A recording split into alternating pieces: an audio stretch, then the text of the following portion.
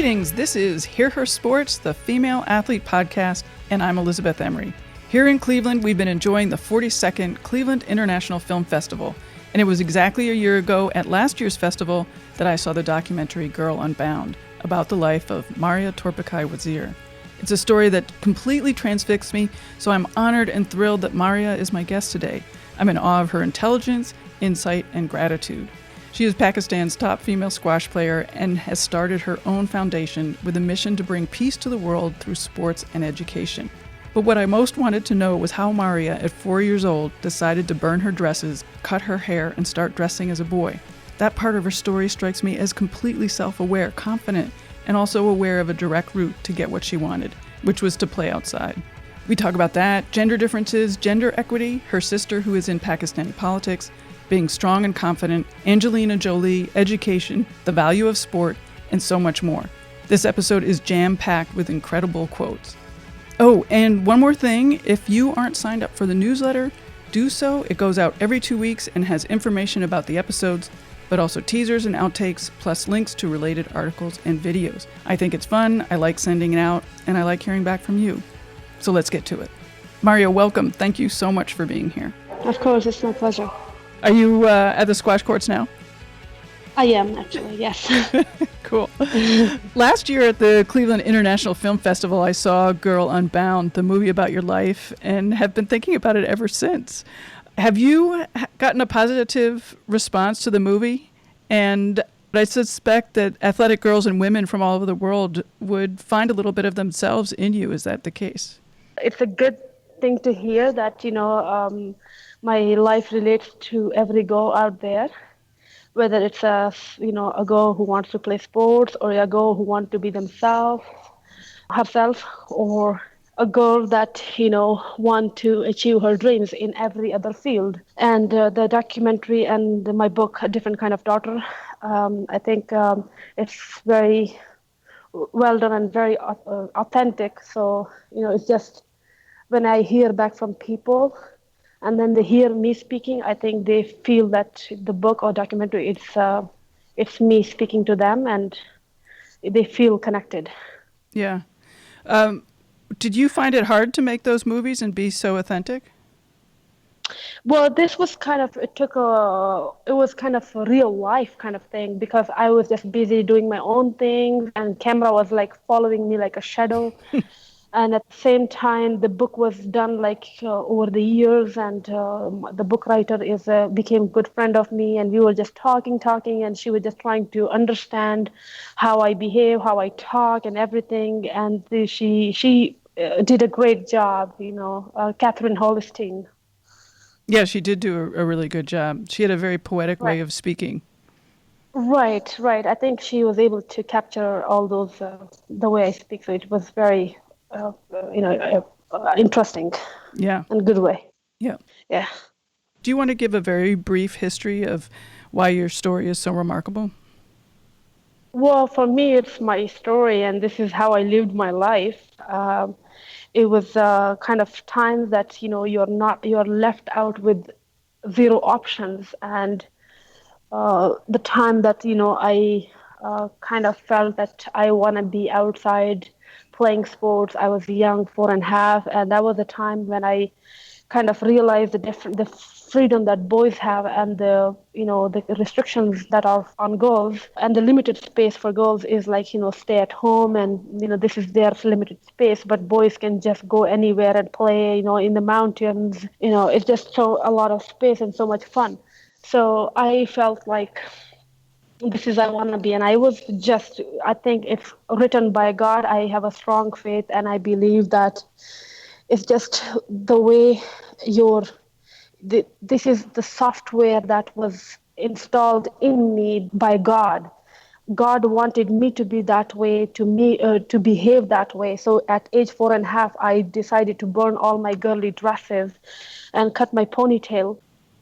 To be myself the way I want to be. So, but the thing is that I have a strong father, and he supported me. He didn't care about the society, what they think. Even though he went through a lot of pressure, a lot of criticism, they put him in mental jail. They attacked him, tried to kill him so many times.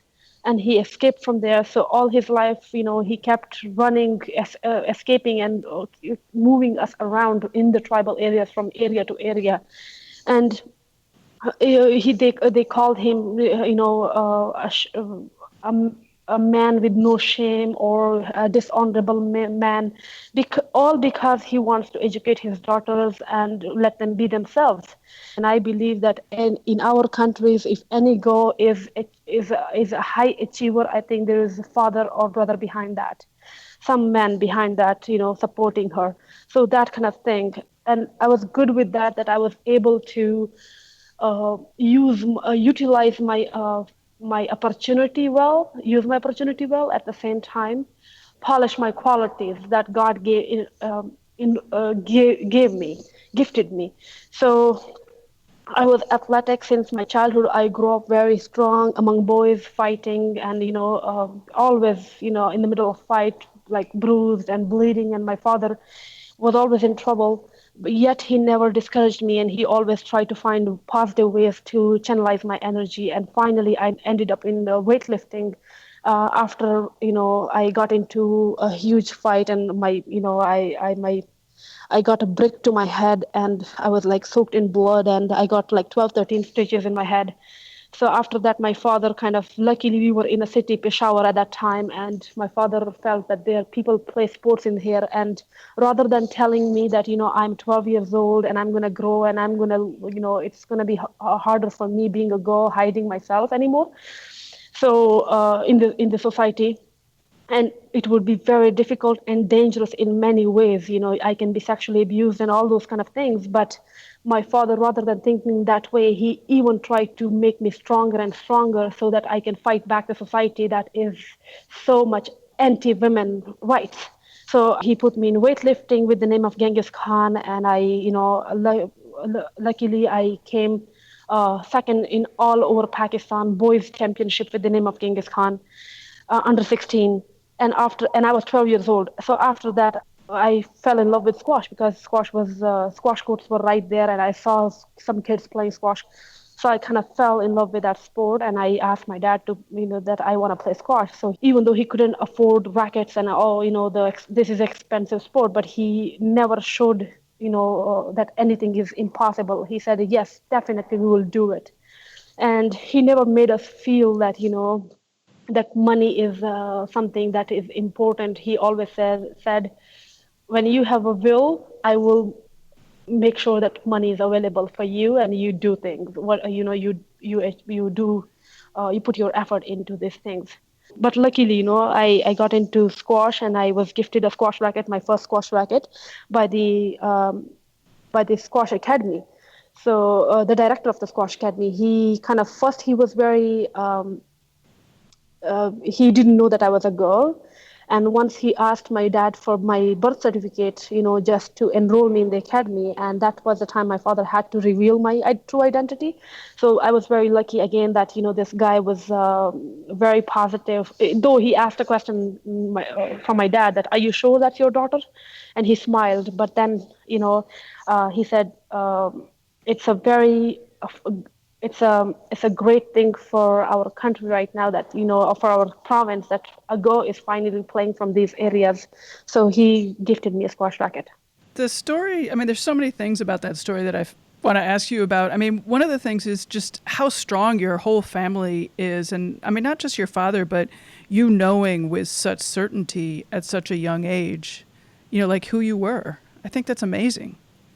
Well, that's, I think, when we look at animals, we train animals, but when we look at humans, we educate humans. And education is very important for everyone. We have to bring awareness to the people. And when parents start spending time with their kids and trying to, like logically explain everything and be friendly and positive, and always they're always about gaining knowledge. So I think that was the environment we had at home. My father always believed that our house is a university, and he would buy those secondhand books, that ends up in our countries from the Western countries, and he would buy them by, at that time, by kilogram, like 1 kilogram books, 2 kilogram books, like that, and he would bring them home, and then he would learn himself. My mom would learn herself and then teach us. So it was a kind of good environment we had, and we were always raised with very humanitarian kind of like knowledge, information, um, in a very humanitarian way. And the Islam that we learned was very, like, I think that's the true Islam that my dad taught us. It's very about everyone. It's about peace. It's about humans. It's about like animals and plants and our planet Earth. And I think it's about inclusion and everyone equality. So that's kind of thing. And it also about, whether someone does not agree with you or is from different religion, you're all brothers and sisters. So that kind of really Islam we learned, and I think that's the true Islam that I believe, because I read Quran and that's what I find. What role does religion play in your life now? I think when there are tough times in life, I think I only hope, the only hope that is I reach out to God, I would say. I feel calm, I feel peace in there, and I believe that God responds. To be honest, in nowadays, it's kind of it's kind of time too that a lot of people might believe, might not believe, in such things. But everybody is different. That's all good. That's all okay. But the thing is that for me, I think God is very important, and whoever I am, I have seen miracles in my life, and I cannot even imagine that I'm the same girl from Waziristan, from the tribal areas, and I'm sitting here in the US playing squash in shorts and skirts, and I just don't know. It's just how it happened. It's just a miracle. But it was a long journey and full of miracles. It's a really a nice story. When you burned your girly dresses, did you want to become a boy, or you just wanted the freedom that they had? At that time, when you were young, I think you see that, because I wanted to get in the boys' games, like they were playing marbles, they were flying kites, they were watching the horse races. So, those kind of things. And I felt like, I should be there, and I had a different kind of clothing and hairstyle. So at that age, you're like, you feel you're looking different just because of your clothing and hairstyle. Otherwise, you are same. You don't see yourself as one gender or the other, a girl or a boy. You don't see as yourself as a girl or a boy. You see as a human. So that was the thing for me. When I burnt my clothes and I changed my hairstyle, I think that was the time I felt like similar to boys, and I was even stronger than them. Right. Do you think that dressing like a boy and hanging out with the boys made you braver, or did you end up thinking like a boy, or did you just become more of who you already were? I think there's less pressure on boys than girls. Girls are from childhood, they are taught how to talk, how to sit, how to behave, and how to this and that, where to go and where not to go. And then when there are too many restrictions, it actually stops you from growing up, like growth. It stops you from being yourself. It stops your confidence. And boys have less restrictions. They can do whatever they want. So that kind of thing, I think when I grew up like that, I just had more. It wasn't because of girl and boy. It was more like, I no restrictions. That's why I'm very outspoken. I'm not scared of anyone. Whatever I do, I do it. I don't care about anyone. And I think that's how should be. Girls should be like that, rather than we putting restrictions, like unnecessary restrictions for no reason. I believe when I see women, in when I see in the tribal areas, or even our people from villages, they come to the cities, and you would see that the women are sitting in the back of the car, in the back seat, and the mirrors, the windows of the cars are closed and dark, like black, and still they are inside the car. They are in burqas. Sometimes I feel like those men think that women don't have mind or brain. To be honest, women are strong and intelligent, and you don't have to teach them what's right and wrong. Being human, we do know, everyone know that what's right and wrong. And even though right and wrong is also kind of, I would say, we have created, like, what's I think what's right is when it's not affecting anyone in the world or any other human or plant or animal. You're not abusing them, you're not hurting them, you're not paving a wrong path for them. That is right. But if you are doing something that is affecting everyone else, that is wrong. We know that. Right. So, what do you think is so dangerous about girls playing sports? What's so threatening about that? Um, In your book, you talk a lot about how much aggression and threat you experienced because you were playing sport. right. Well, the thing is that, we are kind of, in a society that has lack of information or education. So what happens, ignorance itself is kind of dangerous. And when there's too much ignorance, there will be definitely wildness. So what happens? They don't know. The thing is that they don't know the what do you say?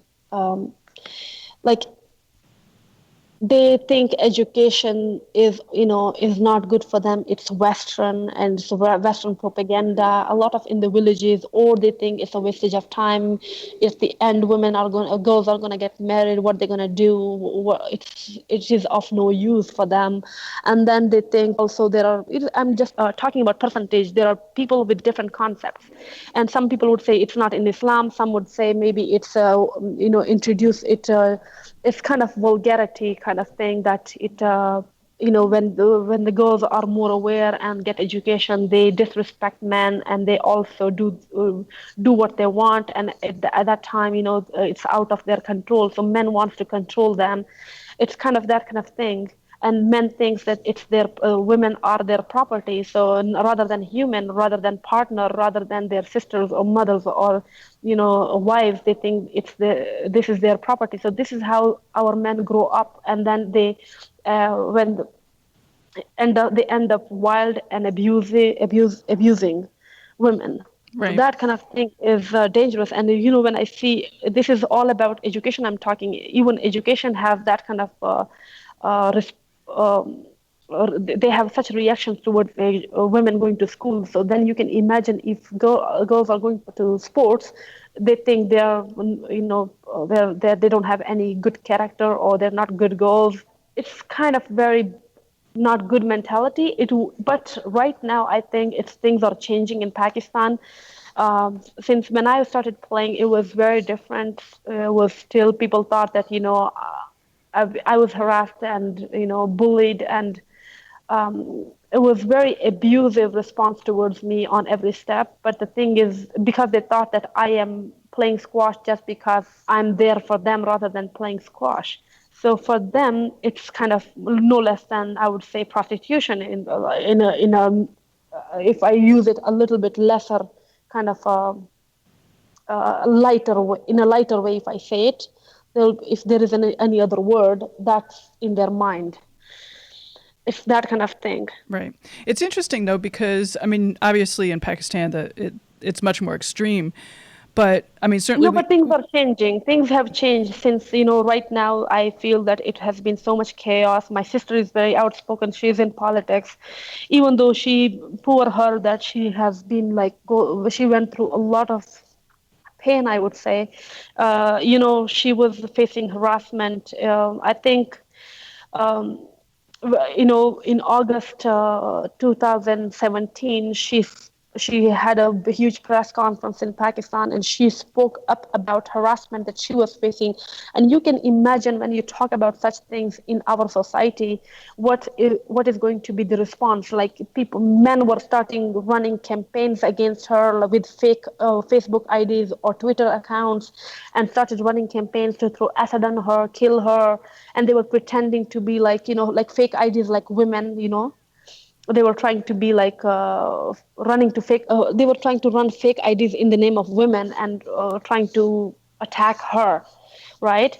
And we were actually we had severe threats in this last year in August. We were locked in a two-bedroom apartment, even though my sister is the strongest woman in Pakistan. She's a parliamentarian, and this is the highest level position. Yet you can imagine that this is what women have to go through when they speak up about such issues. And when you go towards other the women who are not on such powerful positions, you can imagine they will never ever get justice or a voice that they can ever explain themselves or stand up for themselves, this kind of thing.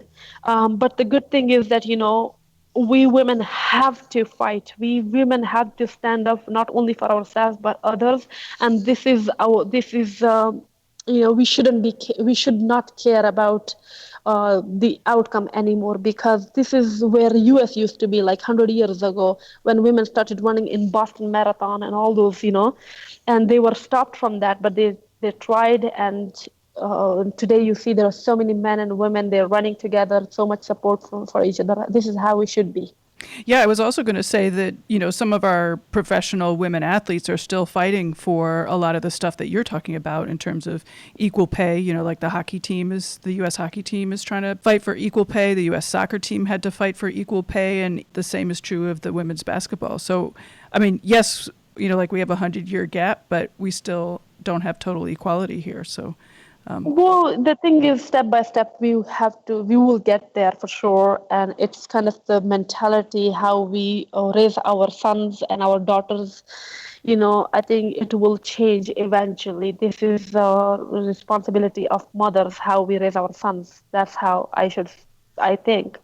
And rather than thinking, being offended by, women, being empowered or being equal, I think no man should offend, because the real man would not get offended, because they, being human, we are all equal, and we all have, weaknesses or strengths or qualities.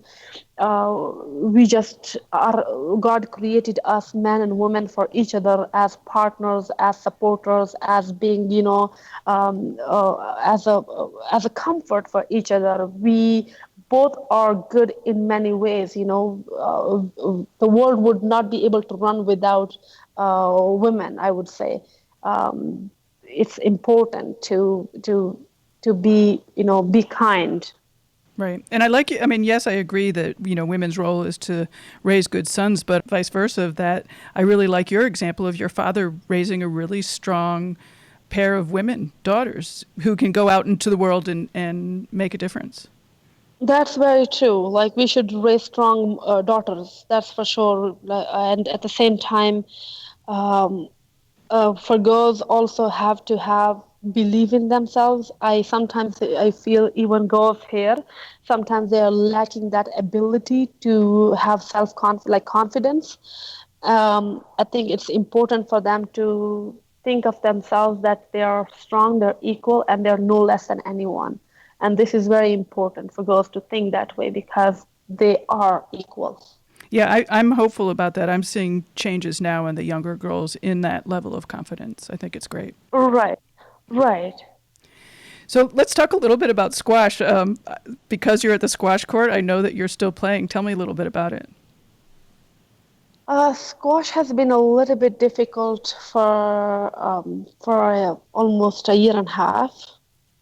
It's been a very difficult time recently for me.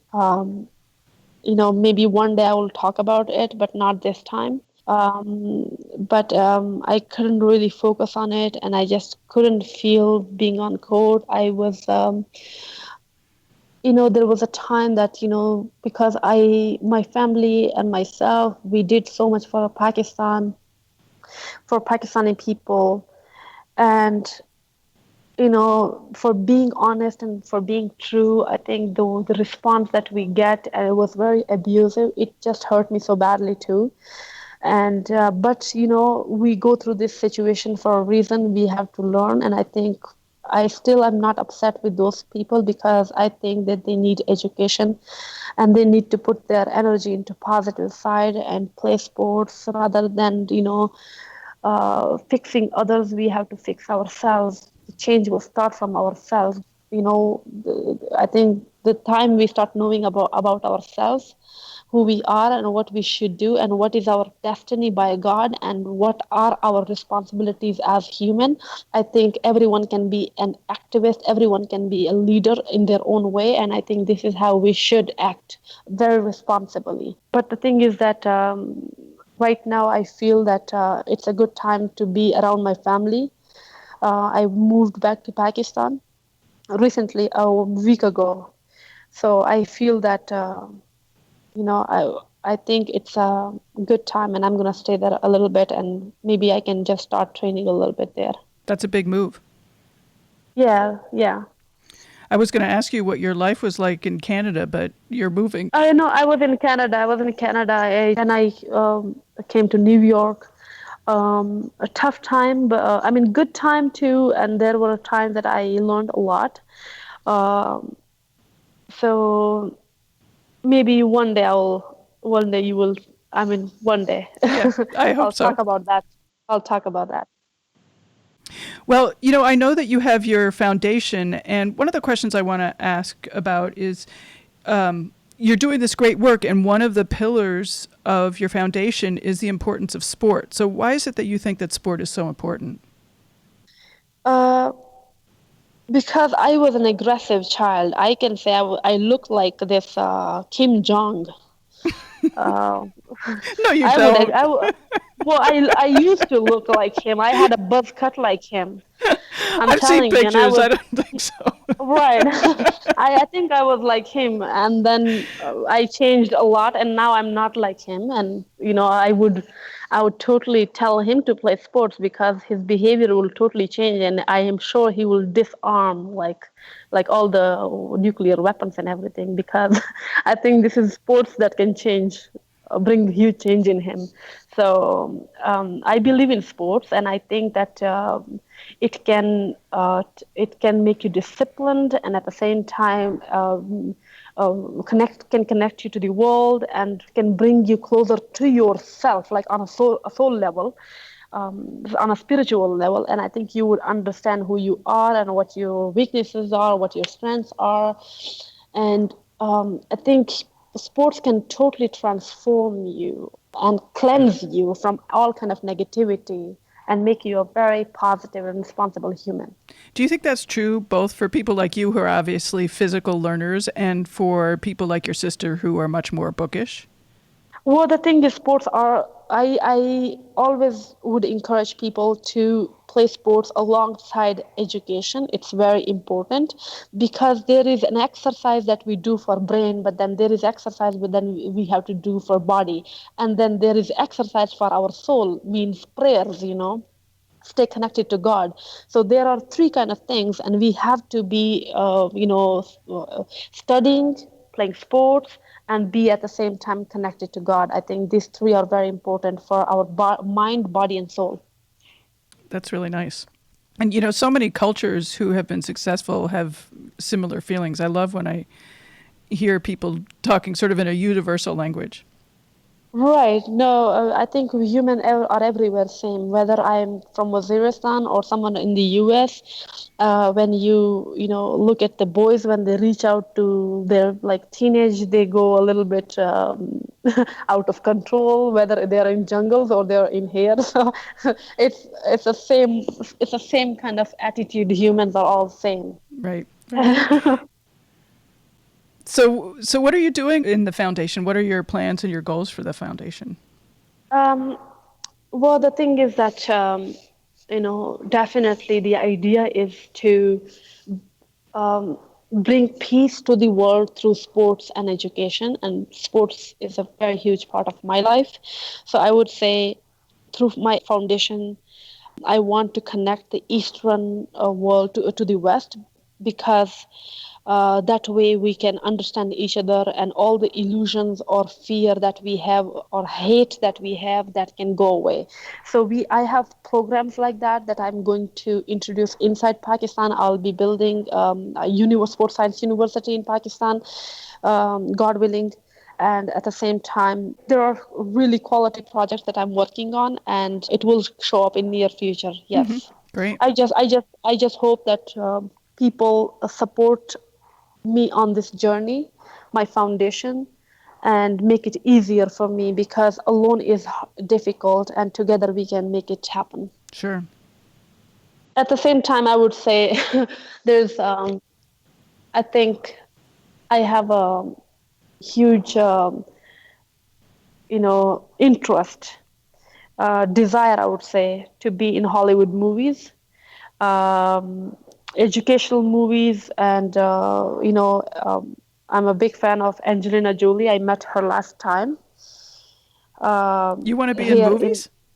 oh, yeah, Cool. yeah. That's In awesome. Hollywood. Yeah, in Hollywood movies, I feel that my dad gave me all the permission, and why not just reach out to every single thing that I like to do.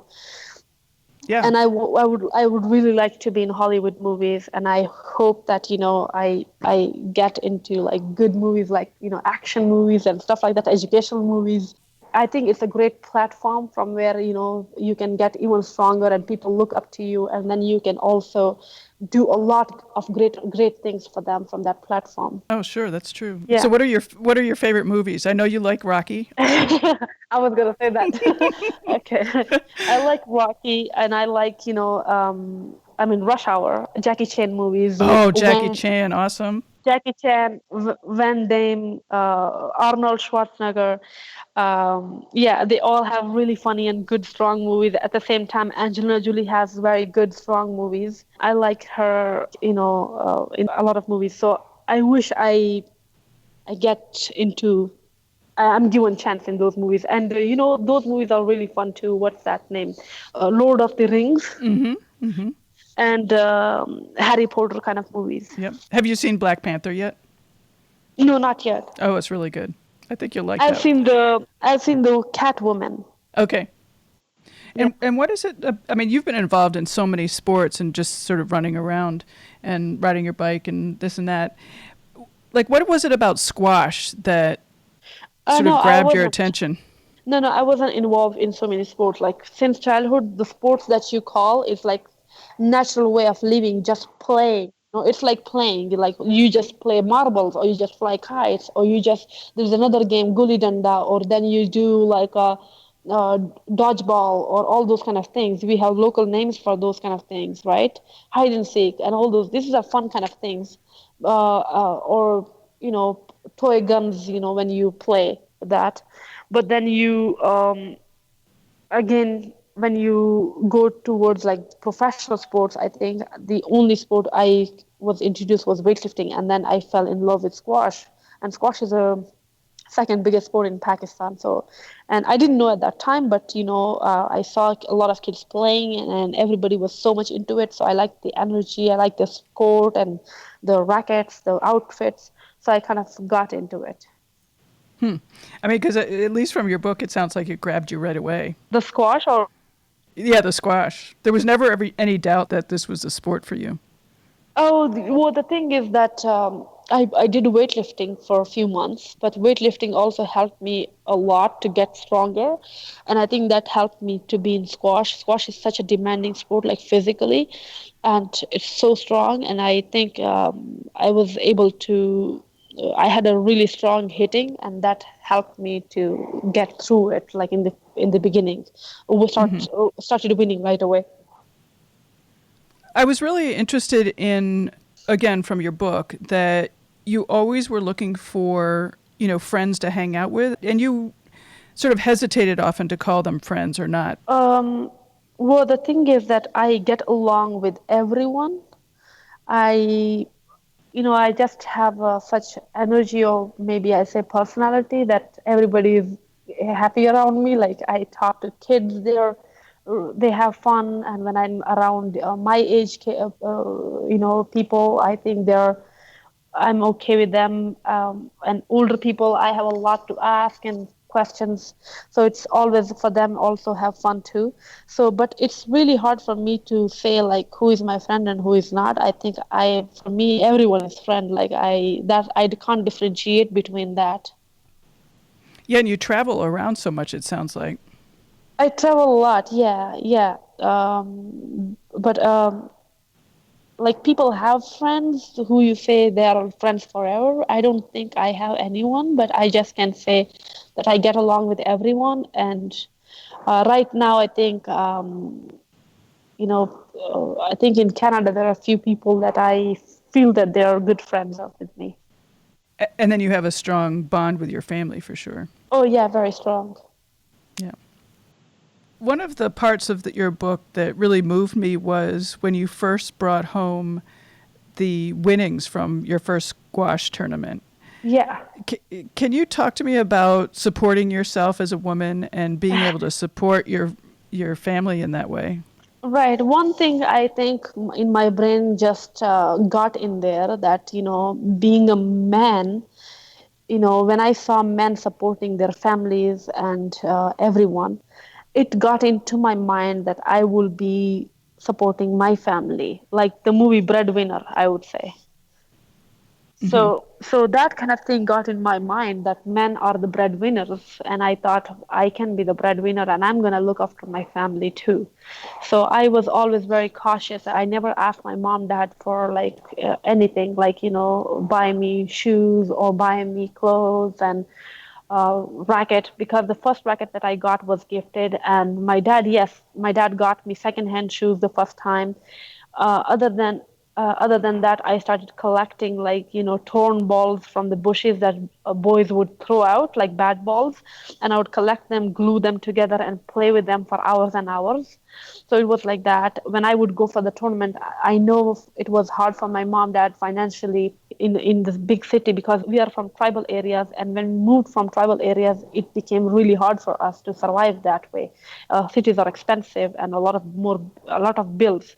So anyways, I was very cautious about that. I would ask my mom to give me like 500 rupees, and I would buy myself a bus ticket. I would go in public buses sometimes, like I would travel through Pakistan alone in boyish clothes with my one small bag, like racket bag, and I would arrive there sometimes at midnight. And I would tell my mom that I would have 500 rupees for the ticket, 200 rupees for the ticket, 200 rupees for the food, and then I would win the tournament, and then I will come back, buy my ticket, return ticket. So that kind of attitude I had.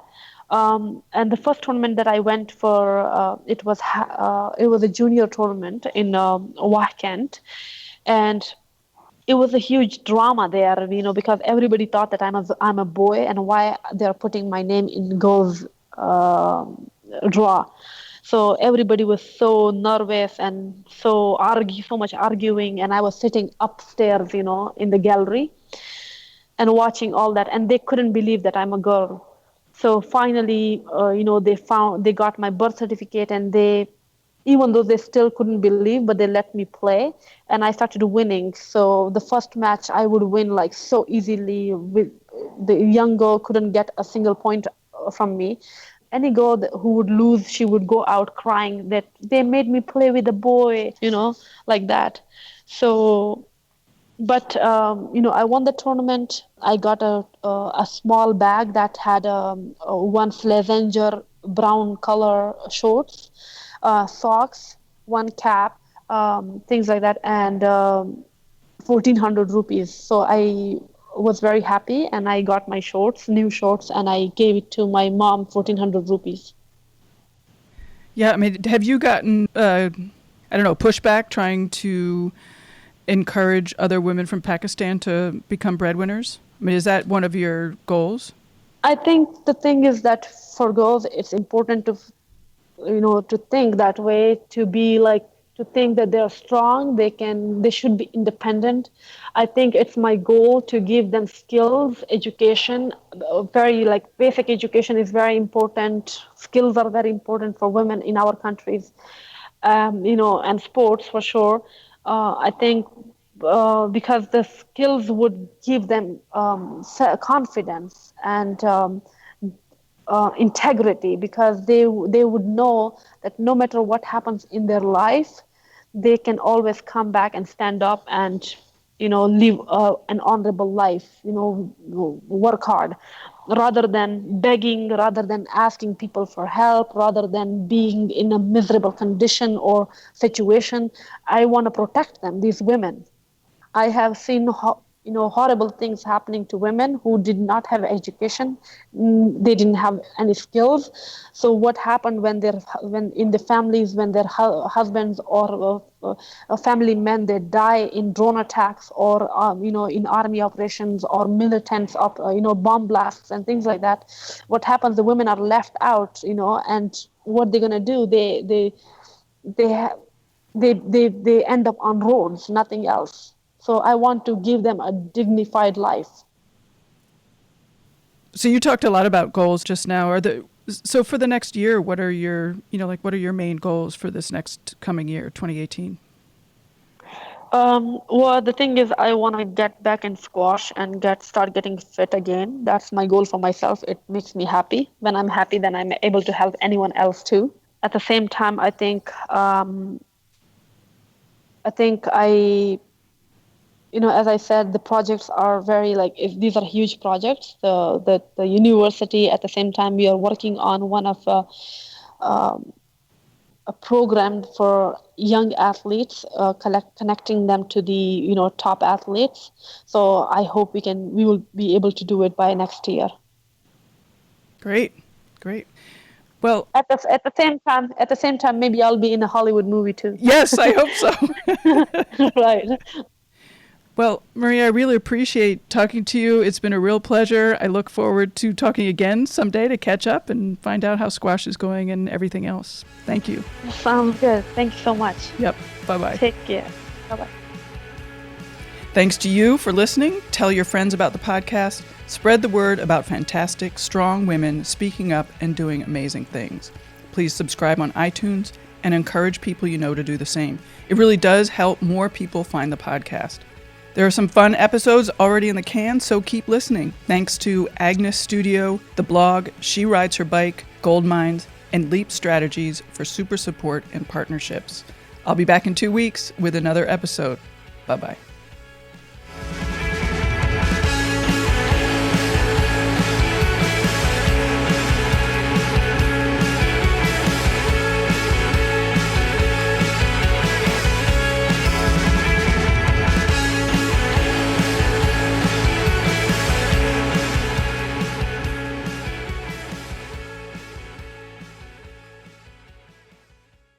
Have you ever wanted to know how to win a Formula One Grand Prix? I mean, really know. Know about the driver tactics from the cockpit, the strategy calls from the pit wall, and even the mind games in the paddock. There's a lot more that goes into winning a Grand Prix than just 90 minutes of racing. So every week on the F1 Strategy Report, we're taking a deep dive into the decisions that shape every result. Hey there, my name is Michael Laminato, and every week I'm joined by an expert guest from the paddock to talk through the big calls that won the race and the missteps that resulted in bitter defeat. Before every race, we'll look back at the previous year's result and consult the current form guide, and we'll be in your feed after every Grand Prix dissecting the outcome and what it means for the championship. So for your regular hit of Formula One analysis, subscribe to the F1 Strategy Report wherever you get your favourite podcasts. The Strategy Report is a Beer Mogul podcast on the Evergreen Podcasts network.